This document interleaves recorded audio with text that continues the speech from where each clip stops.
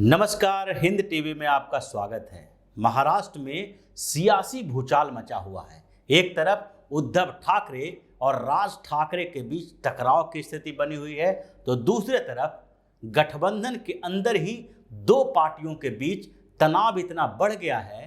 कि अब कांग्रेस ने एनसीपी के खिलाफ आलाकमान से शिकायत की है।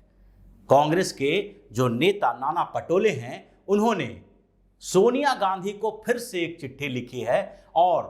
जो कांग्रेस का उदयपुर में चिंतन शिविर चल रहा है उसमें इस पर चर्चा करने की अपील भी की है, क्योंकि कांग्रेस और एनसीपी के बीच धीरे धीरे विवाद इतना गहरा हो गया है कि अब गठबंधन टूटने की संभावना बहुत ज्यादा बढ़ गई है। एनसीपी अपने फायदे के लिए कांग्रेस को कमजोर करती जा रही है और इसलिए नाना पटोले ने पूरी लिस्ट भेजी है कि किस तरह एनसीपी धीरे धीरे कांग्रेस को खा रही है और जिस तरह से शिवसेना और भारतीय जनता पार्टी के बीच जब लंबे समय तक गठबंधन चला तो उसके बाद धीरे धीरे भारतीय जनता पार्टी बड़ी पार्टी के तौर पर उभर गई और शिवसेना को छोटे भाई की भूमिका में आना पड़ा। उसी तरह से एनसीपी के शरद पवार भी चालाकी कर रहे हैं और वो कांग्रेस को धीरे धीरे कमजोर कर रहे हैं। उन्होंने कई उदाहरण दिए हैं इसके लिए और हाल फिलहाल में जो कुछ जिला परिषद चेयरमैन का चुनाव हुआ है उसकी भी बात उठाई है। कई जिला परिषद के चेयरमैन के चुनाव में एनसीपी ने कांग्रेस के साथ धोखा किया और उस धोखेबाजी का पूरी लिस्ट उन्होंने सोनिया गांधी को सौंपी है। अब ये दोनों के बीच विवाद इतना गहरा हो गया है कि चर्चा इस बात पे होने लगी कि आखिरकार एनसीपी और कांग्रेस एक साथ रहेगी कि नहीं, क्योंकि नाना पटोले ने पहले भी सोनिया गांधी को जो चिट्ठी लिखी थी उस समय सरकार के ऊपर सवाल उठाए थे कि सरकार जो महाराष्ट्र में बनी है जिसमें कांग्रेस भी भागीदार है, वहां पर कांग्रेस की औकात कुछ भी नहीं है। एनसीपी प्रमुख शरद पवार और उद्धव ठाकरे दोनों मिलकर सरकार चला रहे हैं और कांग्रेस के नेताओं को एक छोटे से काम के लिए भी एनसीपी और शिवसेना के नेताओं से रिक्वेस्ट करना पड़ता है। यहां तक कि कांग्रेस के जो मिनिस्टर हैं उनकी बात भी अधिकारी नहीं सुनते हैं। उस समय जब ये बवाल चला था तो उसके बाद राहुल गांधी ने भी नाना पटोले से मुलाकात की थी और दोनों की मुलाकात के बाद सबसे पहले ये तय हुआ था कि बीएमसी के चुनाव में इन लोगों के साथ गठबंधन नहीं किया जाएगा। एनसीपी और शिवसेना बार बार इस बात को उठा रहे थे कि ये तीनों पार्टियां मिलकर बीएमसी का चुनाव लड़े, इकट्ठा लड़े, क्योंकि भारतीय जनता पार्टी सबसे बड़ी चुनौती के तौर पर महाराष्ट्र में उभर रही है इन तीनों के लिए और बीएमसी में भी जिस तरीके से उसका कद बढ़ रहा है उससे का मुकाबला न तो अकेले कांग्रेस कर सकती है, न शिवसेना कर सकती है और न ही एनसीपी कर सकती है। लेकिन फिर भी नाना पटोले और राहुल गांधी के बीच जब मुलाकात हुई तो राहुल गांधी ने नाना पटोले की बात को एक्सेप्ट किया। उन्होंने एक एक करके उदाहरण दिया कि एनसीपी के साथ गठबंधन करने के बाद कैसे कांग्रेस धीरे धीरे कमजोर हुई है। उसके बाद धीरे धीरे स्थितियां बदलती गई और फिर जब अजान का विवाद सामने आया तो उस समय भी कांग्रेस चुप्पी साधे रही। यहां तक कि जब एनसीपी और शिवसेना के कई नेताओं के खिलाफ ईडी और सीबीआई की कार्रवाई चल रही थी, फिर भी कांग्रेस शांत बैठ के देखती रही, क्योंकि कांग्रेस का अगला स्टेप अब इन दोनों पार्टियों के खिलाफ ही मोर्चा खोलना था और बेसिकली कांग्रेस को सबसे ज्यादा परेशानी एनसीपी से है। एनसीपी के नेता शरद पवार भी इसी फिराक में रहते हैं कि कैसे कहां कांग्रेस को कमजोर किया जाए और उनका मकसद इसलिए ऐसा है क्योंकि कांग्रेस और एनसीपी के कॉमन वोट महाराष्ट्र में हैं और एनसीपी के प्रमुख शरद पवार कांग्रेसी रहे हैं, तो वो भी अपने आप को सेकुलर नेता बताने की कोशिश करते हैं और दूसरी तरफ जो दूसरे और जो एक बड़ी पार्टी है शिवसेना और भारतीय जनता पार्टी, ये दोनों को कम्युनल पार्टी साबित करने में लगे रहते हैं। लेकिन इस बीच जब से गठबंधन हुआ है तब से शरद पवार भी शिवसेना प्रमुख उद्धव ठाकरे को बचाने के चक्कर में रहते हैं, लेकिन फिर भी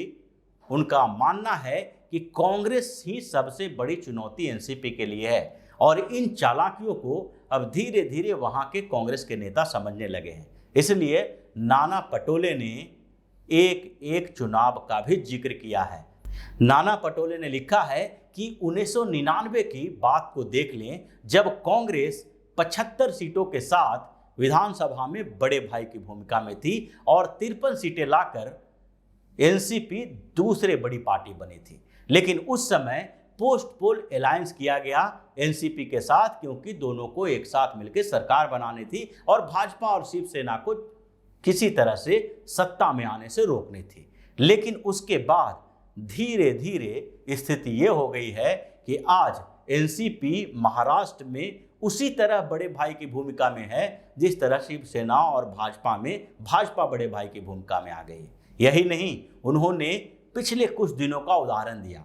कि जब 2019 में एनसीपी, कांग्रेस और शिवसेना का गठबंधन हो गया तो उसके बाद गठबंधन धर्म का पालन एक दूसरे को करना चाहिए था, लेकिन गठबंधन धर्म का पालन करने के बदले एनसीपी के नेता कांग्रेस के लोगों को तोड़ते रहे। उन्होंने इसके लिए कुछ उदाहरण भी दिए हैं, जैसे मालेगांव के एक पूर्व विधायक ने एनसीपी ज्वाइन किया और ये कांग्रेस के लिए बड़ा झटका था, क्योंकि कांग्रेस और एनसीपी के बीच गठबंधन है और ऐसे में अगर कांग्रेस का कोई पूर्व नाराज विधायक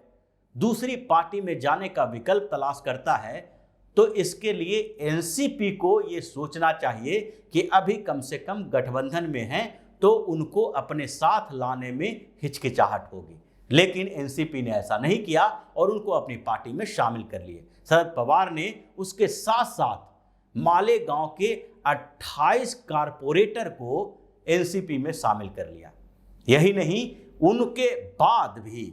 इस साल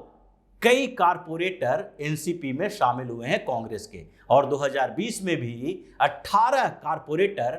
कांग्रेस के एनसीपी में शामिल हुए। अलग अलग क्षेत्रों का ये रिकॉर्ड है, जिसमें से नाना पटोले ने एनसीपी की चालाकियों का जिक्र किया है कि अगर लंबे समय तक और शरद पवार के साथ, शिवसेना के साथ सरकार में रहे तो ऐसी स्थिति हो जाएगी कि कांग्रेस बीएमसी के चुनाव में तो उसका सुपड़ा साफ ही हो जाएगा और महाराष्ट्र विधानसभा में भी कांग्रेस की स्थिति वही हो जाएगी जैसे उत्तर प्रदेश और बिहार जैसे